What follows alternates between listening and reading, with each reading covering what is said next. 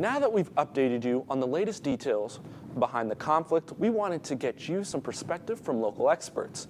What does a troop deployment mean in the long run, and why is the U.S. getting involved in the conflict? We turn to the Bush School of Government and Public Service for answers. Tensions remain high as military intelligence estimates more than 120,000 Russian troops are now on the Ukraine border. I think it's one of the most serious crises facing us. I do not believe China is the greatest threat. I think Russia is, because Russia doesn't have a lot to lose and China does. Andrew Natsios is the director of the Scowcroft Institute of International Affairs at Texas A&M. While the United States is sending weapons and equipment overseas, Natsios says we need to be prepared to do more.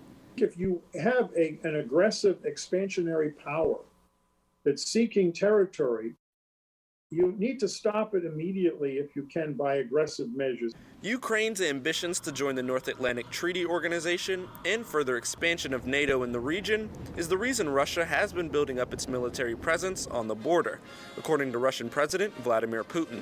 Larry Napper is the former director of the Department Office of Soviet Union Affairs. He's now the professor of practice at Texas A&M's Bush School of Government and Public Service.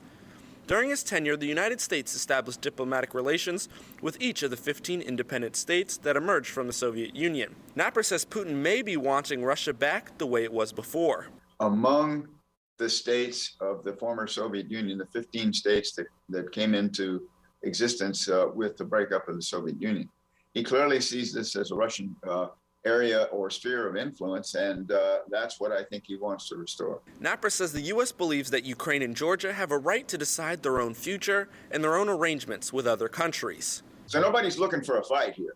In fact, the whole objective here is to avoid one by trying to deter the kind of Russian behavior that would make it more likely that we would find ourselves in such a situation. With pressure within the country and his own government, President Putin might be left with no other choice than to invade.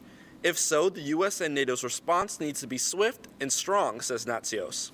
I would send troops into Poland and the 3 Baltic states and maybe the Czech Republic and Slovakia, who are also members of NATO, if they wish us to be there, and to other Balkan states that feel threatened by Russia. Ukraine's president is telling people to remain calm and that he's seeking a diplomatic solution.